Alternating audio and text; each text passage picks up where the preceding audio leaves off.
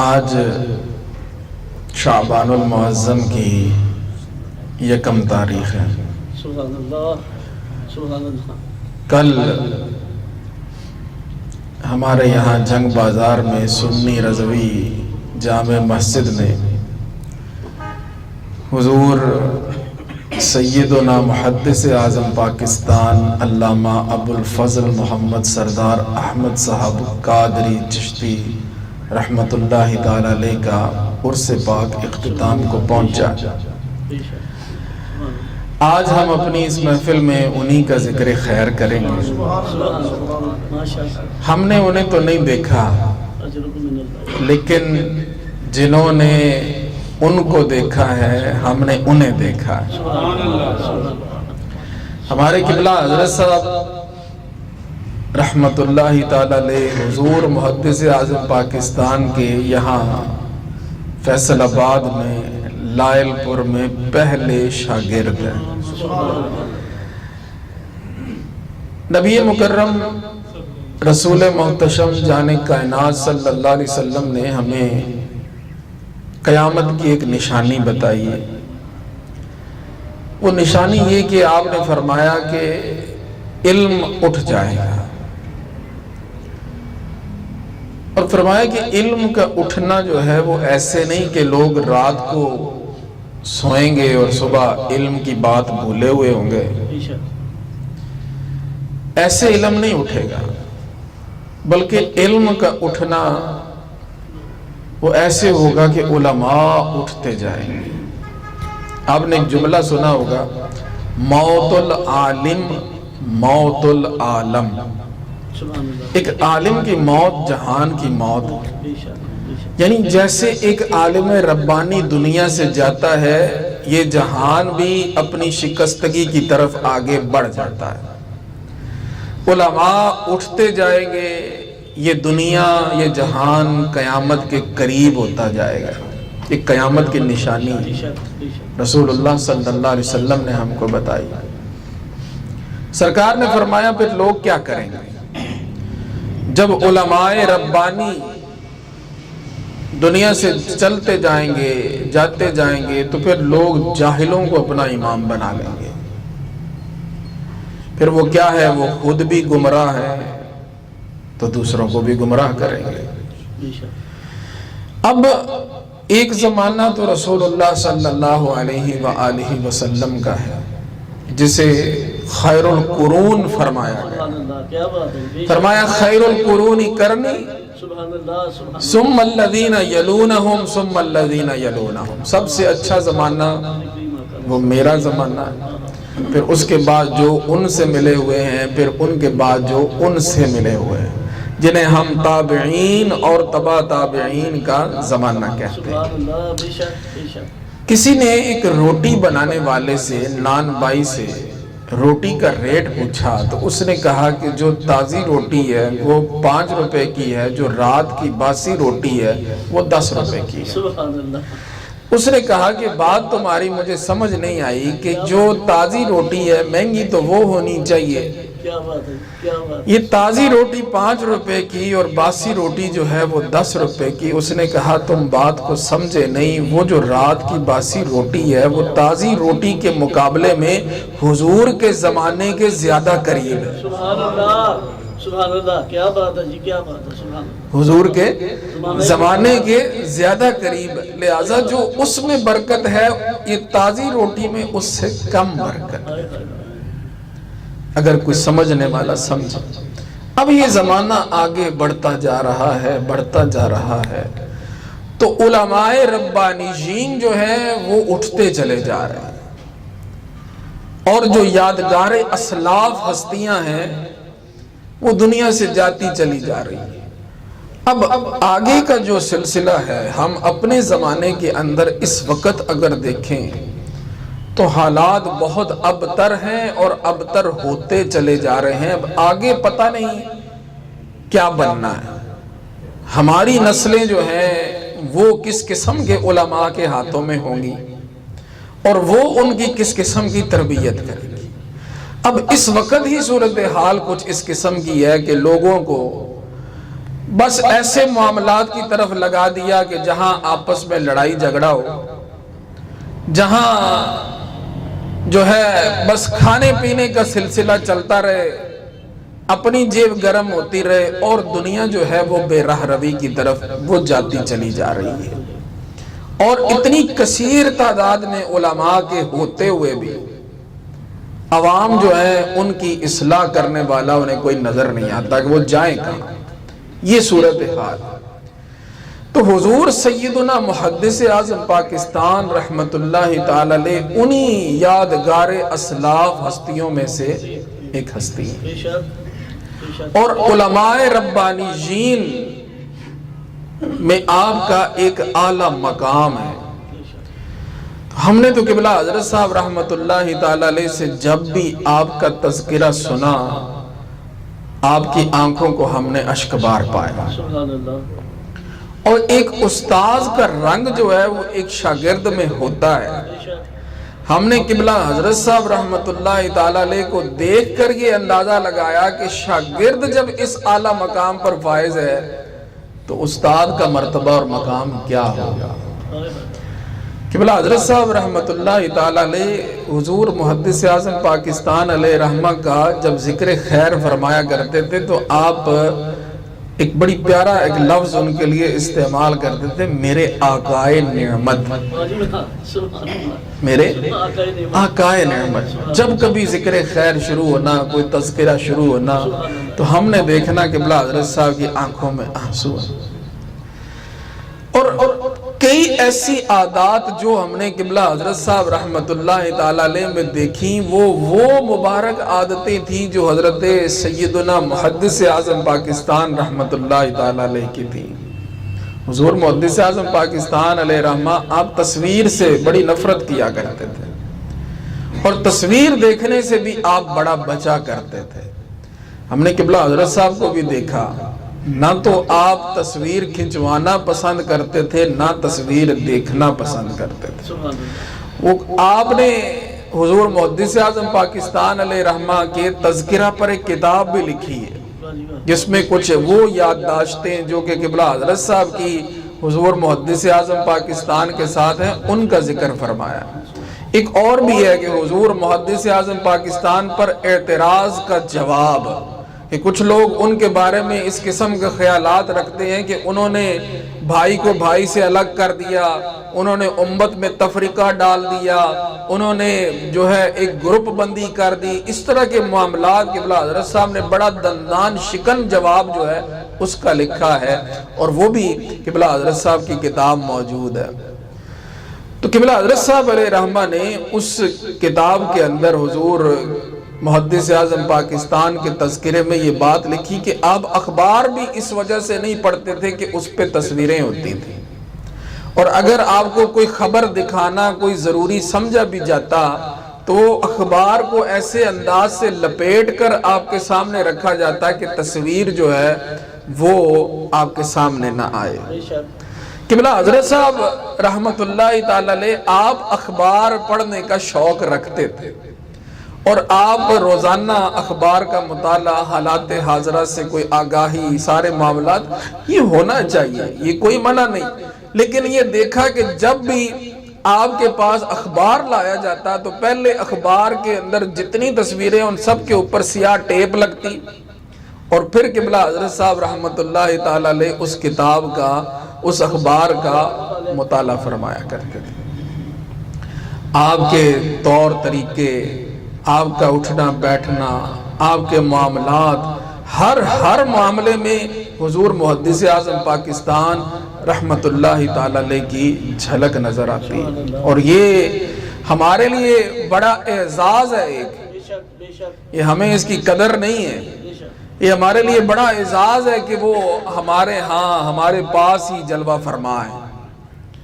حضرت خواجہ شیخ الاسلام قمر الدین سیالوی رحمت اللہ تعالی علیہ، وہ پتہ ہے حضور محدث اعظم پاکستان کے بارے میں کیا فرمایا کرتے تھے؟ انہوں نے فرمایا کہ قیام پاکستان کے بعد جب تقسیم ہند ہو گئی تو کسی کو زمین ملی، کسی کو مکان ملا، کسی کو دکان ملی، کسی کو کوٹھی ملی، میری قسمت یہ کہ مجھے محدث اعظم پاکستان ملے۔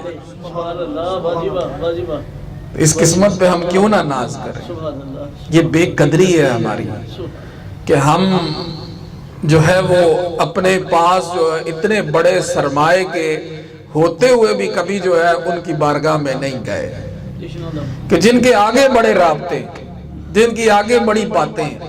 تو حضور سیدنا محدث اعظم پاکستان رحمت اللہ تعالی علیہ کا وجود مسعود ہی وہ وجود ہے کہ جس کی برکت سے آج لائل پور کے چپے چپے پہ یا رسول اللہ کی صدائیں گونج رہی ہیں۔ اور یہ فقط معاملہ لائل پور تک ہی نہیں رہا، بلکہ پوری دنیا میں حضور محدث اعظم پاکستان کے شاگرد پھیلے اور دین اسلام کی اشاعت، ترویج، تبلیغ کا سلسلہ ہوا۔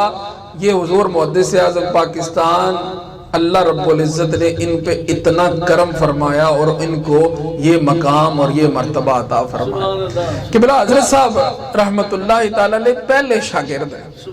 تو آپ اپنی یادیں جب سنایا کرتے تھے تو فرمایا کہ میں جب پہلی دفعہ میں آیا یہاں پر تو میں اب ملاقات کرنی تھی، تو دل پر ایک ہیبت بھی کہ وہ اتنے بڑے محدث ہیں، بڑے عالم ہیں، تو کیسے ان سے ملاقات ہوگی۔ تو میں ایسے جو ہے وہ دارالحدیث کی اس طرح سیڑھیاں جو ہے وہ اوپر کو چڑھنے لگا تو دیکھا کہ حضور محدث اعظم پاکستان اوپر سے نیچے آ رہے ہیں، ہاتھ میں سلور کا لوٹا پکڑا ہے اور سر پہ جو ہے وہ ایک تولیہ ہے۔ تو ملاقات ہوئی تو پوچھا کہ کہاں سے آئے ہو، بتایا۔ تو پھر اس کے بعد فرمایا کہ سامان رکھو، پہلے نماز پڑھتے ہیں اور پھر اس کے بعد بات ہوگی۔ اب جب میں اس کے بعد حاضر ہوا تو فرمایا کہ مولانا کتنی روٹیاں کھاؤ گے؟ ظاہری بات ہے کہ یہاں رہنا، مدرسے کے معاملات، کتنی روٹیاں کھاؤ گے؟ تو میں نے عرض کیا کہ حضور میں تو ایک ہی روٹی کھاتا ہوں۔ تو فرمایا بھی ایک روٹی کھاؤ گے تو پڑھو گے کیسے؟ تو آپ کا ایک طریقہ ہوتا تھا، آپ ایسے انگلیوں پہ انگلیاں مارا کرتے تھے۔ فرمایا خوب کھاؤ خوب پڑھو، خوب کھاؤ خوب پڑھو۔ تو یہ حضور محدث اعظم پاکستان رحمت اللہ تعالی علیہ کا انداز تھا۔ فرماتے ہیں وہ جتنا وہ دل میں ایک ہیبت تھی، جو معاملہ تھا، ان کے اس پیار سے ہی سارا وہ کافور ہو گیا۔ اب فرماتے ہیں کہ کچھ عرصہ پڑا، پھر اس کے بعد میں بیمار ہو گیا۔ پھر بیماری کے بعد جب کافی دن تو میں حاضر نہ ہو سکا، پھر بڑے بھائی مجھے لاہور میں کہیں داخل کروانے کے لیے لے گئے، لیکن وہاں کوئی وہ بات لگی نہیں دل کو۔ تو جب وہاں سے نکلا تو دیکھا کہ سامنے لائل پور کی جو ہے وہ بس کھڑی ہے۔ تو میں نے بڑے بھائی جان سے کہا کہ گھر میرا سلام کہہ دیجئے گا اور مجھے اس بس پہ بٹھا دیں۔ اور میں یہاں پر آیا، جب آیا تو حضور محدث اعظم پاکستان رحمت اللہ تعالی علیہ آپ پڑھانے کے لیے جو ہے وہ مسجد میں تشریف لے جا چکے تھے۔ تو جب میں گیا نا تو مجھے دیکھ کر قبلہ حضرت صاحب رحمت اللہ تعالی علیہ نے اپنی باہیں پھیلا دی، محبت کی، پیار کیا اور مجھے بٹھایا۔ اور پھر دوران سبق جو ہے آپ مولانا معین الدین شافعی رحمت اللہ تعالی علیہ جو انڈیا سے ان کے ساتھ آئے تھے، حضرت شہید اہل سنت علامہ عبد القادر صاحب رحمت اللہ تعالی علیہ وہ اور حضرت معین الدین شافعی رحمت اللہ تعالی علیہ دونوں کے مزارات جامعہ قادریہ میں۔ تو فرمایا کہ وہ چونکہ ساتھ بھی آئے تھے، ایک زیادہ قرب والی بات بھی تھی، تو ان کو کہا کہ مولوی معین بڑا اچھا ہوا کہ صوفی صاحب آ گئے، بڑا اچھا ہوا کہ صوفی صاحب آ گئے۔ تو یہ پیار، یہ محبت، یہ اس اپنے طلباء کے ساتھ ایک شفقت، ایک استاد کا بڑا ایک شاگرد کے ساتھ ایک تعلق ہوتا ہے۔ یہ نہیں کہ فقط حرف پڑھا دیے اور فارغ کر دیا۔ آج کل تو معاملہ استادوں کے حوالے سے بھی عجیب ہے اور پیروں کے حوالے سے بھی عجیب ہے۔ شاگرد کے احوال کا پتہ نہیں اور جو پیر ہے اس کو مرید کے احوال کا پتہ نہیں۔ یہ حالات اس وقت کدھر کو جا رہے ہیں۔ اگر حضور محدث اعظم پاکستان رحمت اللہ تعالی علیہ آپ کی حیات مبارکہ کا ہم مطالعہ کریں تو یہ مطالعہ ہم کو وہ پیچھے لے جائے گا حضرت سیدنا امام مالک رحمت اللہ تعالی علیہ کے دور تک۔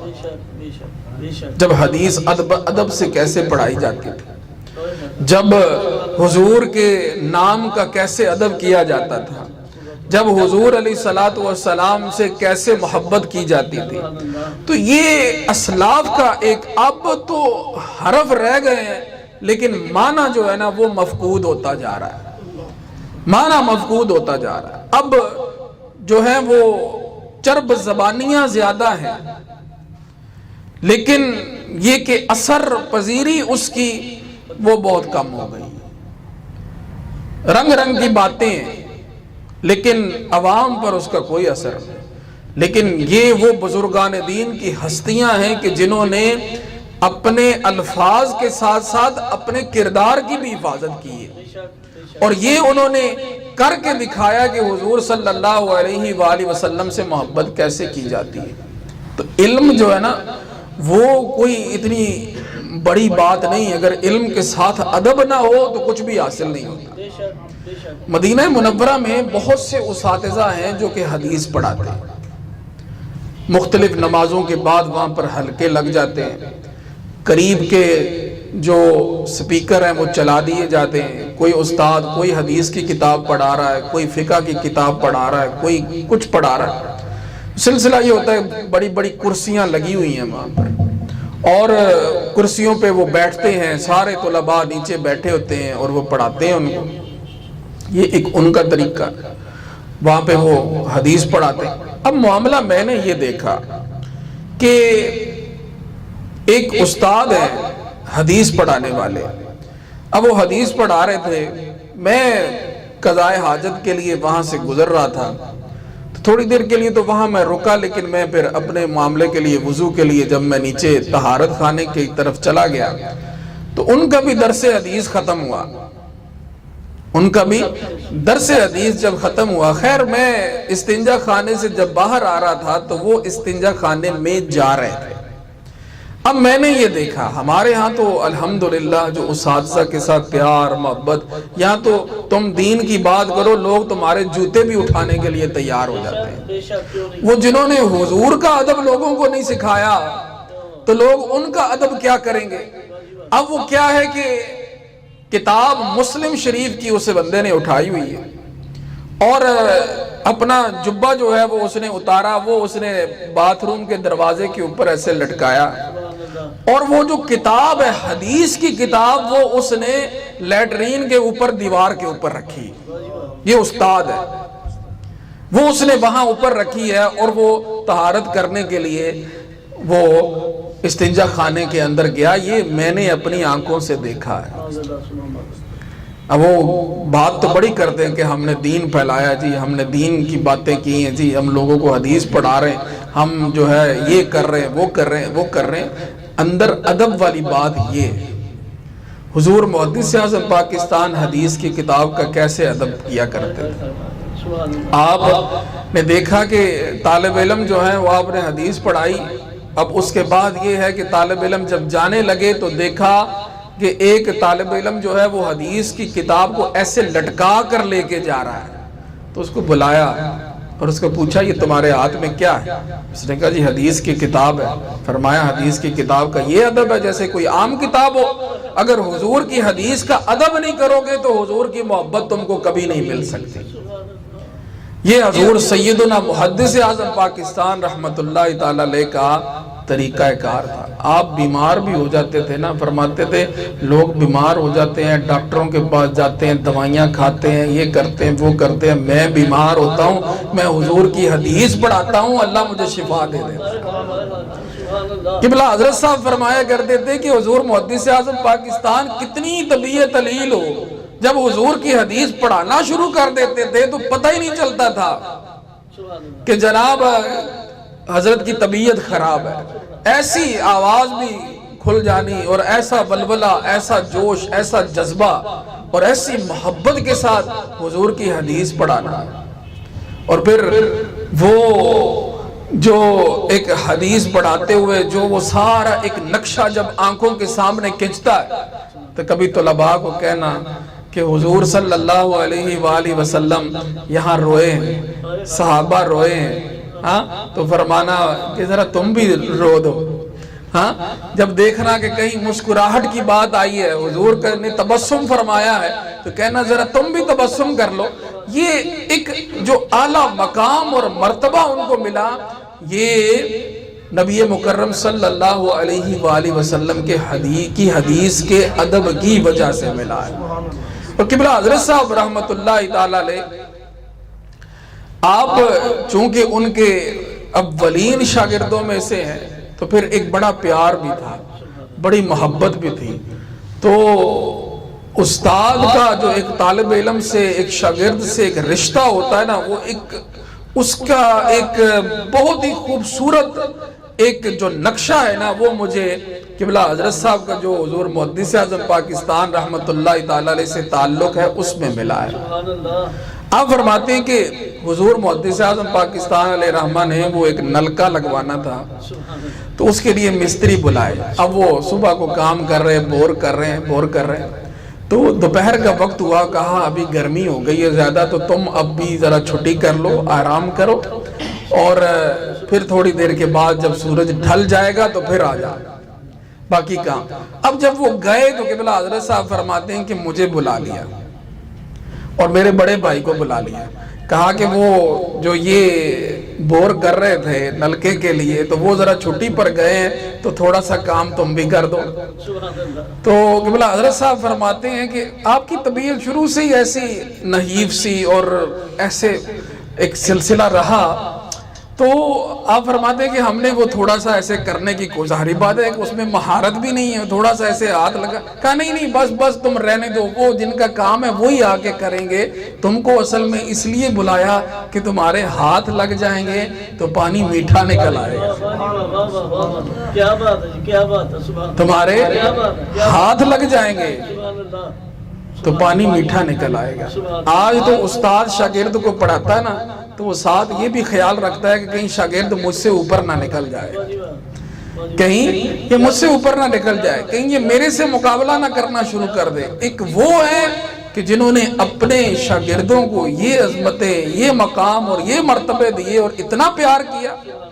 تو قبلہ حضرت صاحب رحمت اللہ تعالی علیہ جب یہ واقعہ بیان میں نے ان سے سنا ہوا ہے باقاعدہ آمنے سامنے، میں نے دیکھا قبلہ حضرت صاحب اس ذکر خیر پر آپ کی آنکھوں میں آنسو، یہ پیار. تو پھر مرید یا شاگرد جو ہے وہ کیوں پیار نہ کرے اپنے استاد کے ساتھ. تو یہ قبلہ حضرت صاحب رحمت اللہ تعالی علیہ آپ سنی رضوی جامع مسجد کے پہلے امام بھی ہیں، یہ بھی آپ کو بتاؤں. آپ فرماتے ہیں کہ اس وقت جب یہ سنی رضوی جامع مسجد یہ ایک باغ کے اندر بنی جس کو گول باغ کہتے ہیں، تو پہلے اس میں جمعہ ہوتا تھا. تو اب کہ حضور محدث اعظم پاکستان علیہ رحمہ کا شوق یہ تھا کہ رمضان شریف آ رہا ہے تو اس میں نمازوں کا بھی وہ سلسلہ کیا جائے، اور آپ کا شوق یہ تھا کہ نماز میں پڑھاؤں. کہ آگے رمضان تھا، میرا یہ ایک ذہن میں خیال تھا کہ میں رمضان میں گھر چلا جاؤں اور پھر میں عید کے بعد جو ہے میں پھر آؤں. تو میں نے حضور محدث اعظم پاکستان رحمت اللہ تعالی علیہ سے عرض کیا کہ حضور میں چھٹی جانا چاہتا ہوں، گھر جانا چاہتا ہوں.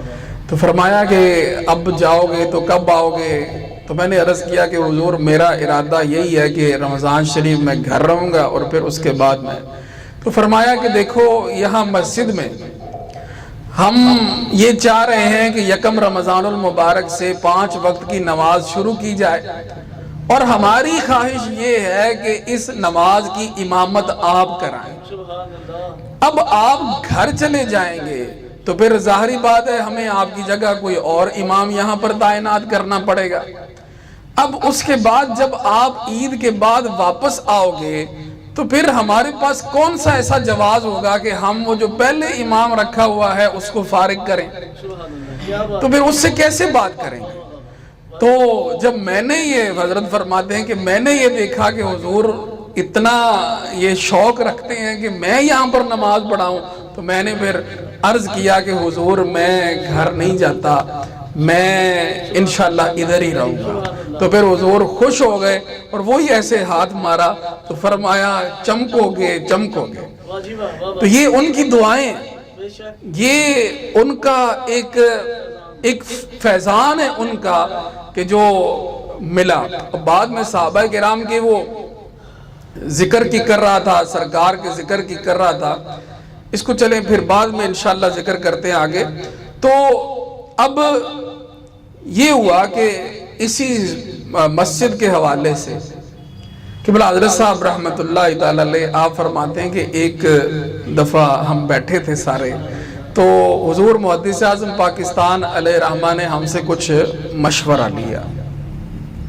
اب وہ مشورہ جب ہم سے لیا تو سب نے اپنی اپنی رائے دی. جو میری رائے تھی وہ میں نے بھی پیش کی, لیکن میری رائے کوئی اتنی مضبوط رائے نہیں تھی جو میں نے اپنی رائے دی.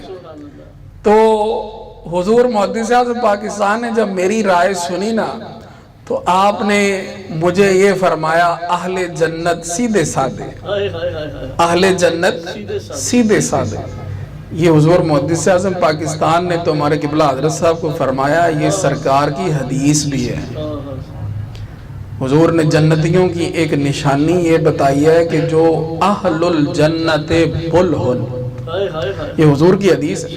حضور فرماتے ہیں جو جنتی ہے نا ان کی نشانی ایک یہ کہ وہ سیدھے سادے ہوتے ہیں, زیادہ سیانے نہیں ہوتے, ہاں زیادہ چلاک نہیں ہوتے. جو چلاکیاں دکھاتے ہیں نا کہ کبھی ادھر سے رستہ نکال لیا, کبھی ادھر سے, کبھی اس کو چونا لگا دیا, کبھی اس کو کتھا لگا دیا, یہ جنتی لوگوں کی نشانی نہیں ہے. یہ نہیں میں کہہ رہا کہ کوئی ایسا بندہ ہے تو وہ جنت ہو سکتا ہے, اس میں اور نشانیاں ہوں کوئی, لیکن جو جنتی ہے نا ان کی ایک نشانی سرکار نے یہ بتائی ہے, وہ سیدھے سادے ہوتے ہیں. لوگ ان کو, ایک اور حدیث میں یہ بھی مضمون آتا ہے کہ لوگ ان کو دبا لیتے ہیں, جہاں کبھی کوئی معاملہ ہوتا ہے نا تو لوگ ان کو دبا لیتے ہیں. تو حضور محدث اعظم پاکستان نے قبلہ حضرت صاحب کو فرمایا اہل جنت سیدھے سادے. حضور محدث اعظم پاکستان کے اس فرمان کے بارے میں قبلہ حضرت صاحب فرماتے ہیں کہ یہ بات میرے لیے بہت معنی رکھتی ہے کہ حضور محدث اعظم پاکستان نے 2 مرتبہ مجھے یوں کہہ کر جنت کی بشارت دی ہے. جنت کی بشارت دی ہے. تو باقی جہاں عشق کی بات ہوتی ہے وہاں عقل کا تو کوئی دخل ہی نہیں ہے, وہاں عقل والی تو بات ہی کوئی نہیں. تو عقل تو مولانا روم فرماتے ہیں کہ عشق کے مقابلے میں اگر تم نے عقل کو سمجھنا ہو تو یوں سمجھ لو کہ جہاں عشق ہے سمجھو کہ عقل ایک گدھے کی طرح رستے میں گری پڑی ہے, جیسے کوئی کیچڑ میں گدھا پھنس جاتا ہے نا, ایسی صورتحال ہے. اور عشق جو ہے وہ آگے لے کے چلا جاتا ہے.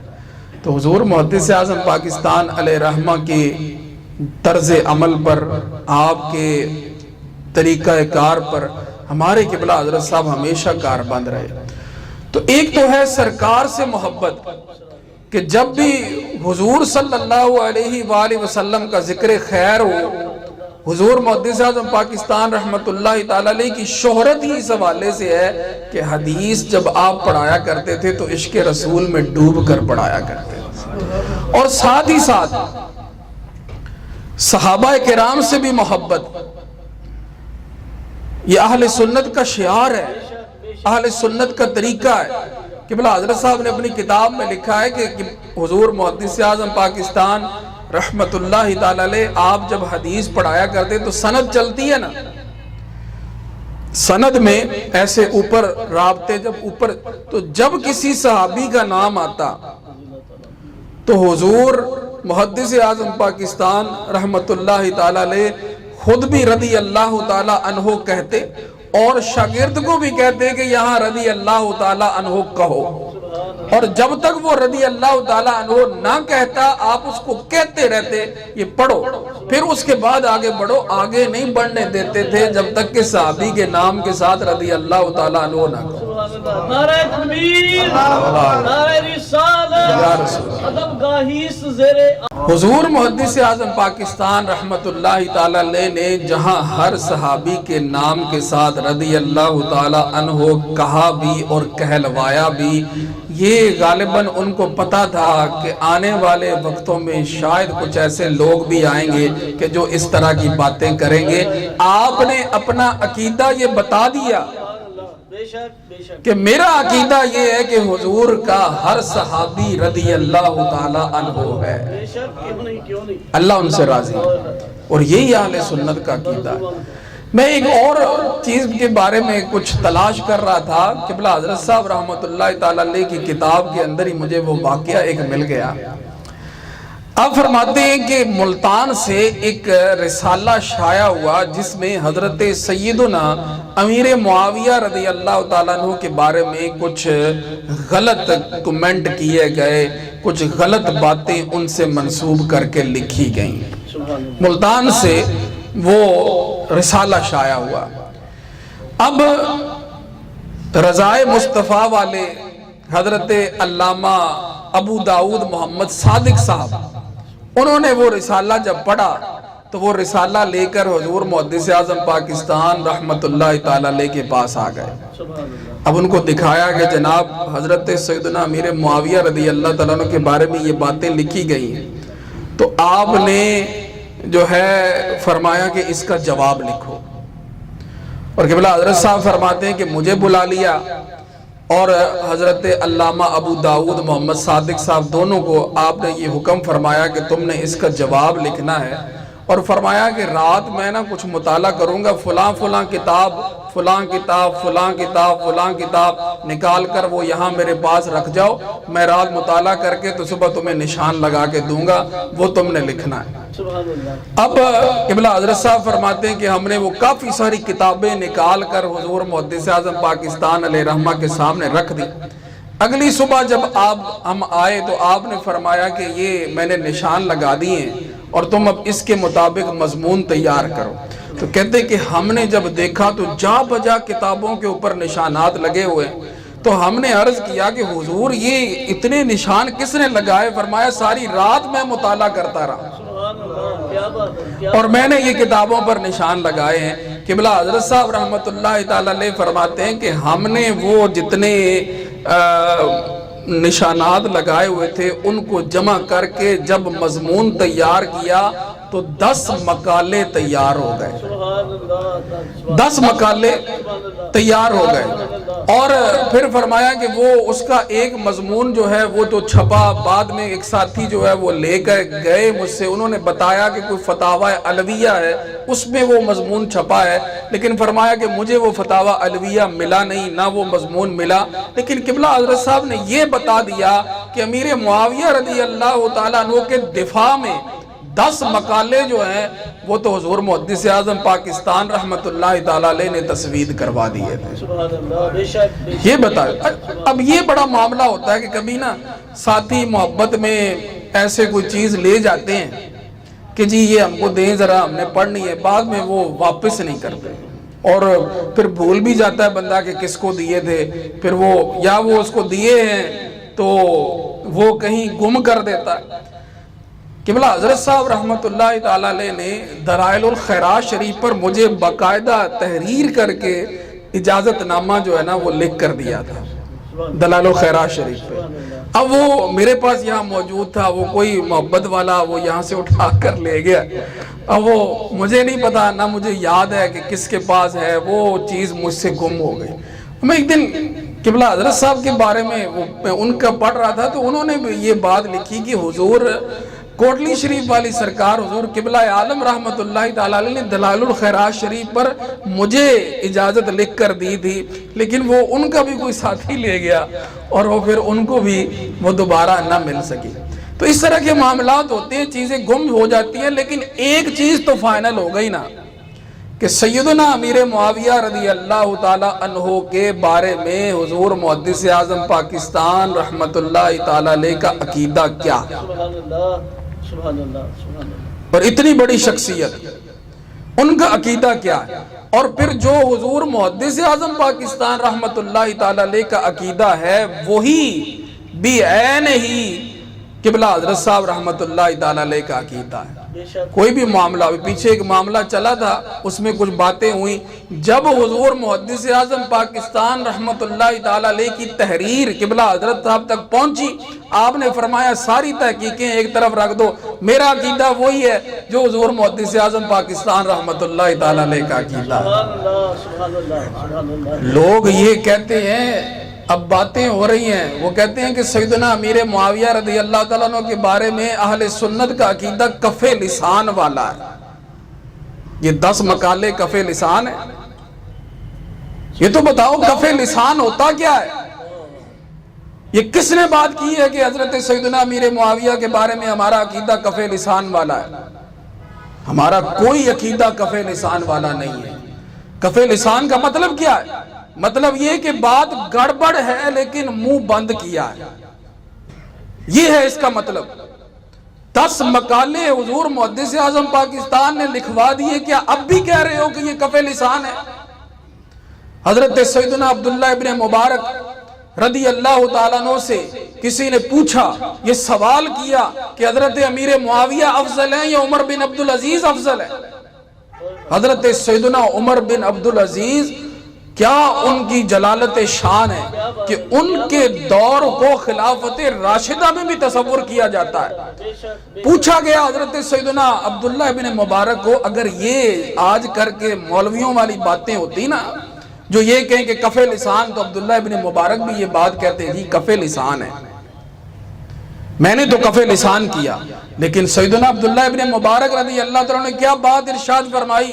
فرمایا امیر معاویہ رضی اللہ تعالیٰ عنہ کے گھوڑے کے ناک کے اندر نبی مکرم صلی اللہ علیہ وسلم کی مصاحبت میں جو دھول اڑ کر پڑی ہے نا, وہ بھی عمر بن عبدالعزیز سے افضل ہے. بے شک بے شک بے شک بے شک. ایک طرف کون ہے؟ عمر بن عبدالعزیز ہے, وہ صحابی نہیں ہے. تو صحابیت کی یہ شان یہ بتا دی. فرمایا کہ امیر معاویہ کے گھوڑے کے ناک کے اندر جو خاک پڑ رہی ہے نا حضور کی محبت میں, جو انہوں نے گھوڑے دوڑائے ہیں, وہ بھی عمر بن عبدالعزیز سے افضل ہے. یہ کف لسان ہے.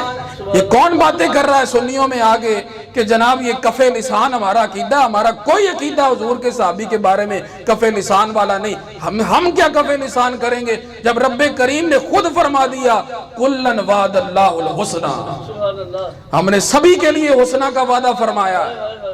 تو ہم کون ہوتے ہیں کف لسان؟ تم سے پوچھا کس نے کہ تم کف لسان کرو؟ کہ تم نے کوئی سند دینی ہے, کہ تم نے کوئی منہ کھولنا ہے تو بات ہونی ہے. ان کو جو ڈگریاں ملی ہیں وہ رب کریم کی بارگاہ سے ملی ہوئی. سبحان اللہ سبحان اللہ. حضور بل آدیات دبہن فالموریات قدہن. ہاں جی, سبحان اللہ. ان کو جو ڈگریاں ملی ہیں وہ اللہ رب العزت کی بارگاہ سے ملی ہیں. کیا بات. اس لیے جو لوگ یہ باتیں کر رہے ہیں, ان کے اپنے دل کے اندر بغض ہے جو صحابہ کرام کے بارے میں ایسی باتیں کرتے ہیں کہ جی کف لسان ہے. اہل سنت کا کوئی عقیدہ نہیں ہے سیدنا امیر معاویہ رضی اللہ تعالیٰ عنہ کے بارے میں کف لسان والا. اگر کف لسان کی بات ہوتی تو امام ترمذی سے جا کے پوچھو کہ آپ نے اپنی کتاب کے اندر مناقب امیر معاویہ کے بارے میں پورا باب آپ نے کیوں لکھا ہے؟ اگر یہ نہ یہ کف لسان ہے نہ یہ کف قلم ہے. بے شک بے شک بے شک بے شک. تو اہل سنت کا عقیدہ وہ یہ نہیں ہے کہ ہم اپنی زبان, کف لسان کا مطلب میرے بھائیوں یہ ہے کہ معاملہ گڑبڑ ہے لیکن ہم چپ ہیں کہ رولا نہ بنے. تو معاملہ کیا گڑبڑ ہے؟ اب یہاں پر باتیں نئی نئی لا رہے ہیں جی. دیکھیں حضرت سیدنا امیر معاویہ رضی اللہ تعالیٰ عنہ کے بارے میں کہتے جی یہ اتنی موضوع روایتیں, یہ جناب یہ اکٹھا کر دیا, یہ کر دیا. ارے ان چیزوں کی تمہیں ضرورت کیا جن کی تم اتنا ان معاملوں کے اندر تم لگے ہوئے ہو؟ رات دن تمہاری کوشش ہے. حضور محدث اعظم پاکستان جیسے بنتے کہ جنہوں نے ساری رات مطالعہ کر کے سیدنا امیر معاویہ رضی اللہ تعالیٰ عنہ کا دفاع کیا ہے. بے شک بے شک بے شک. کہ 10 مقالوں کے لیے انہوں نے نشانات لگا کر دے دیے کہ یہ مضمون تیار کرو. قبلہ حضرت صاحب فرماتے ہیں پہلا مضمون ہی چھپا تو جس بندے نے یہ باتیں لکھی تھی اس نے رجوع کر لیا. سبحان اللہ. آخر تحریر کس کی تھی؟ سبحان. آخر بات کس کی تھی؟ وہ حضور محدث اعظم پاکستان رحمت اللہ تعالی علیہ کی بات تھی، صحابہ کرام کے بارے میں ہمارا عقیدہ یہ ہے، اہل سنت کا ہے بیڑا پار، اصحاب حضور نجم ہیں اور ناؤ ہے اطرت رسول اللہ کی۔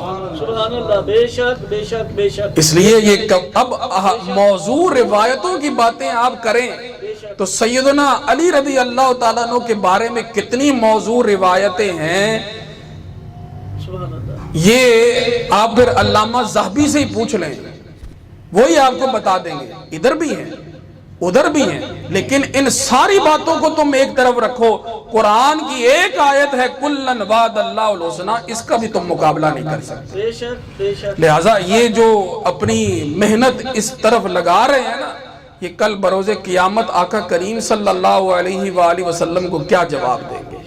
تو یہاں پہ کف لسان نہیں ہے بلکہ حفاظت لسان ہے کہ ان کے بارے میں کوئی لفظ ایسا ہمارے منہ سے نہ نکلے کہ جو ان کو ناراض کرے۔ اگر وہ ناراض ہو گئے تو رسول اللہ صلی اللہ علیہ وآلہ وسلم ہم سے ناراض ہو جائیں گے۔ تو سیدنا امیر معاویہ رضی اللہ تعالیٰ عنہ کے بارے میں حضور محدث اعظم پاکستان، دیکھیں مراتب کا فرق اپنی جگہ، اس کی تو کوئی بات نہیں۔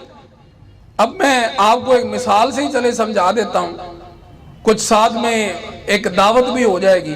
وہ یہ کہ یہ محفل 9 بجے شروع ہوتی، ہاں جی۔ اب جب میں نے ختمات شریف پڑھے تو یہ آگے کچھ احباب تھے، ابھی کہہ لیں کہ وہاں تک چلے گئے ہیں، میں 10 بجے تک تقریر کروں تو وہ کہاں تک آ جائیں گے؟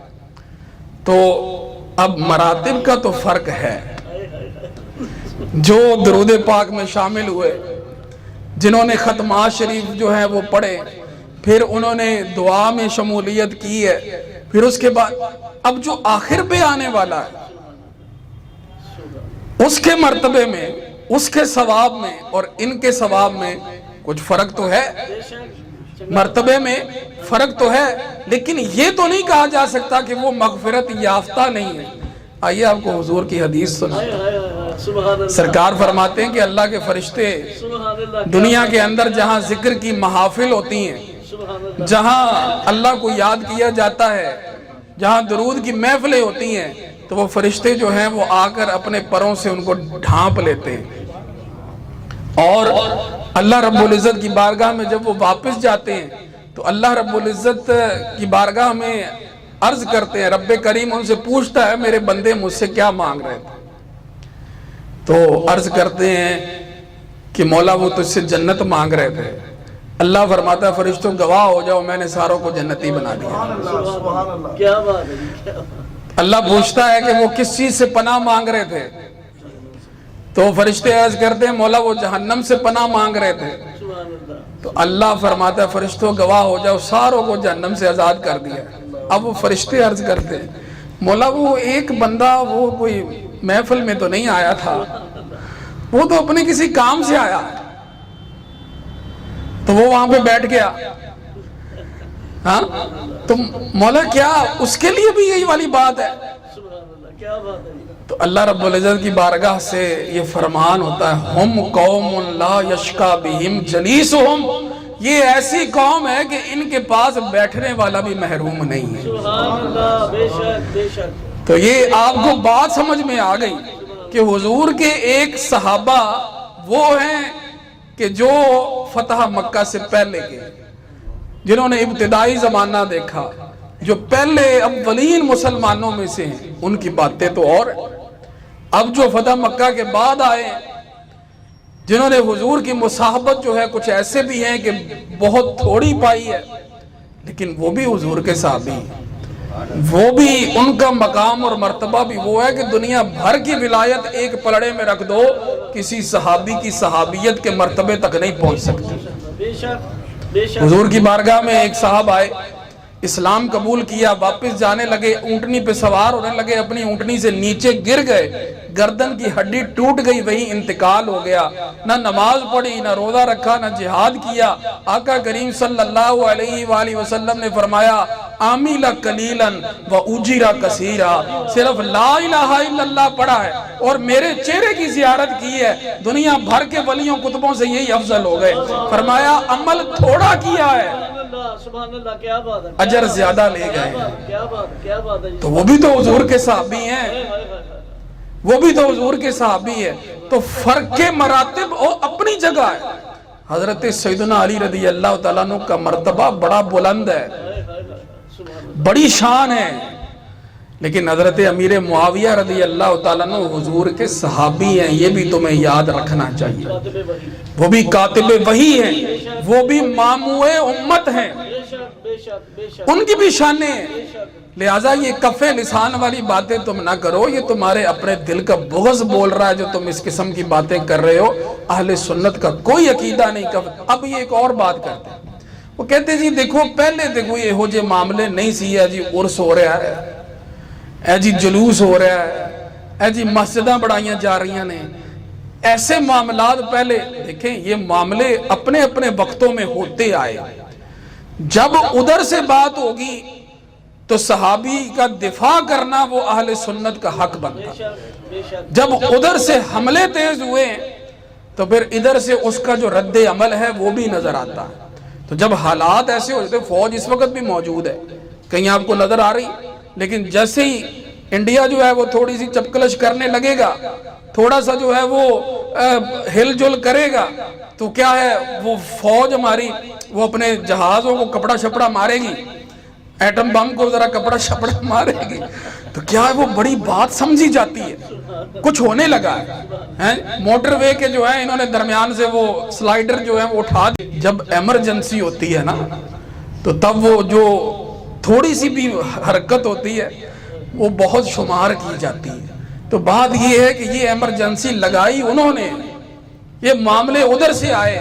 अगर वो इस तरह के मामले न करते तो मामला बड़े तरीके से चल रहा था, लेकिन अगर उन्होंने बात की तो फिर सुन्नी का ये हक बनता है कि वो करके दिखाए।